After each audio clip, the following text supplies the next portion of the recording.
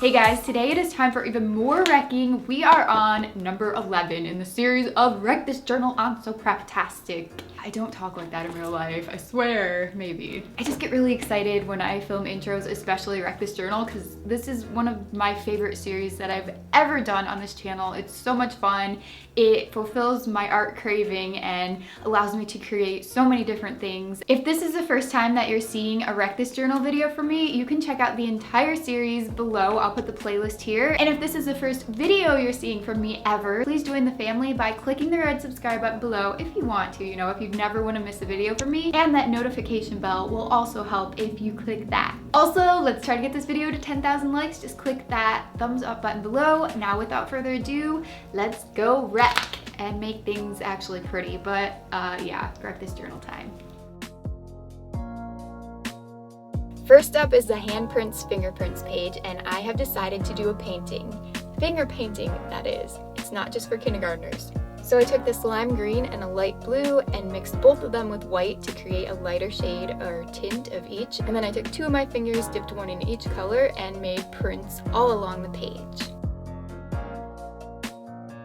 After it was covered, and I got a couple different shades of green there and a little bit of a darker blue, I went in with plain white, and that will just make the page a little bit softer, blend the blues and greens that are there and not make it so harsh. Once that was complete and fully dry, I went in with a colored pencil, and I'm going to start sketching out the circle-y part of the peacock feather. That's right, I'm making a peacock feather if you guys did not read the title. I have done feather doodles before, but I don't think in my entire life I've ever sketched a peacock feather. I could be wrong, but I just don't recall that. Anyway, after I went in with a light pencil line, a colored pencil line, I painted over that with a goldish brown. I mixed two colors together of acrylic, and I just filled that in completely, gave it a couple layers, and then around that I'm doing very thin lines of paint with a lime green, a light blue, and then a darker blue. At the bottom of the raindrop, teardrop, avocado shape, I put a light blue oval, and then I'm kind of shading that so the top fades from green and the bottom fades up from a darker blue. I let all that dry, and now it's time to work on the floofy feathery part. Get the absolute thinnest paintbrush you can possibly get, and this actually wasn't thin enough for my liking, but it did work out. I think I might have a thinner one, but I was trying to make this work. At first, I thought it would be cool to do swirly guys at the top. That's what I'm doing here, and it looked okay at first, but the lines were just too thick for my liking. I think if I had a colored pencil to do this part, then it would have looked a lot better, but I wanted to do all paint, at least for the first layer. So I decided against that completely and just went in with these feathery lines, basically really thin lines that flow upward. And you want to follow the curve of the lines from the inside avocado-y shape that is already there. For the floofs, I went in with 3 different shades of green, the medium one here, and then also a dark and a light to give it more definition and make it look actually a little bit more realistic. By the way, if you guys are completely caught up with my Wreck This Journal series, back a few episodes ago, I already did this page. If you guys know what I made on that page, then comment that below. It was a lot different than this, yet they kind of relate.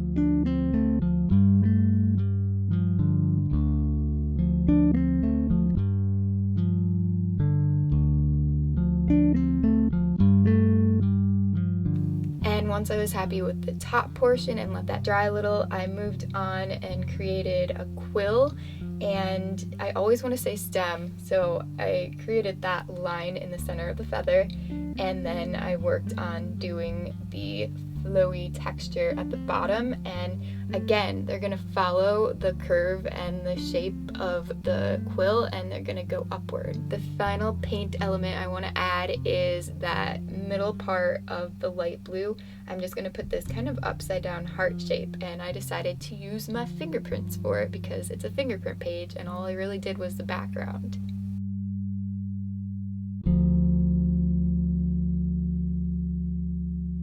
I did have to print a few times, so it's not a perfect just one print fingerprint, but it got the job done, and it does give the page a little bit more character to follow the theme instead of making it completely perfect in the middle there. That being said, I just couldn't deal with how unperfect the rest of the feather looked and the harsh color of the stem versus the other stuff, and how the lines weren't thin enough and floofy enough. So I did end up going back in with colored pencils just to give more defined lines, and I colored over that and also did some little tiny lines in the golden part to make that look a little bit textured. Creating realistic texture with acrylic paint takes a lot of time and a lot of skill and a lot of patience, I believe, because I just got kind of too impatient to make all the lines perfect and crisp and everything with the paint. So I'm more of a drawing gal, but this was a lot of fun. And as you can see, Leo interrupts me pretty much every video now, and I don't ask for it. Like, I don't make him come, I don't pick him up on the table or anything. This is all real life, working with the cat.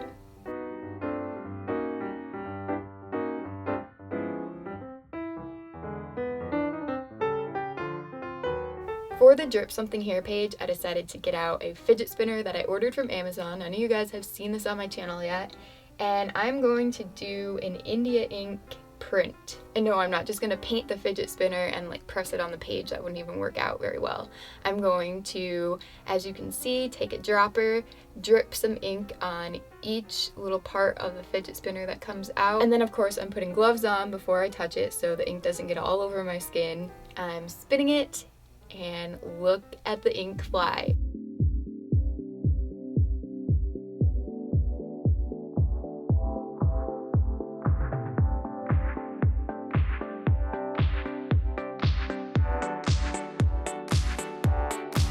It creates a piece of art that has a ton of movement and actually looks a little bit like it's rotating on the paper. You can leave it as is, or you can put another piece of paper on top and press it together to get the ink blot effect. And this is just a test, by the way.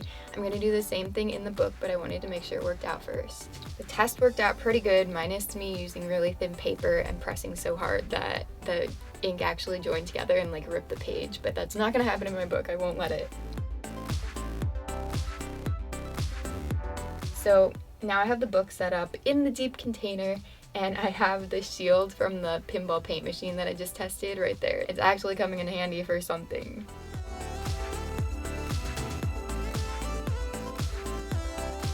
And I spun it twice. The first time was kind of a dud, but I did like the larger paint streaks that came from that.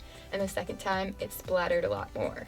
I did accidentally touch the page a little with my glove, but it's not a big deal. After removing the protectors from the other page, I gently closed the book and made sure that I pressed down on the parts with the ink, and I opened it back up, and it's an ink blot reflection artwork page. You guys should know by now that I paint and draw with basically everything that's unpractical and make it practical, like painting with slime, drawing with makeup, painting with Skittles, all that stuff. Not a perfect reflection, but I think it still looks really cool.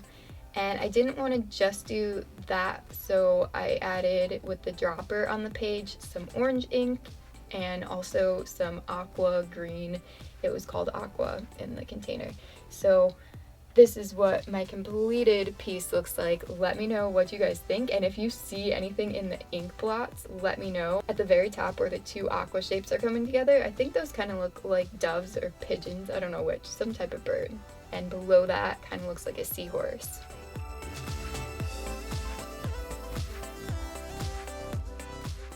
For the final page, which is to draw lines while in motion, I have been thinking about this page for months, and I've always just come up with really boring things like, oh, I'm going to take this in the car, and when I'm in the passenger seat, I'm just going to draw lines or a picture or something.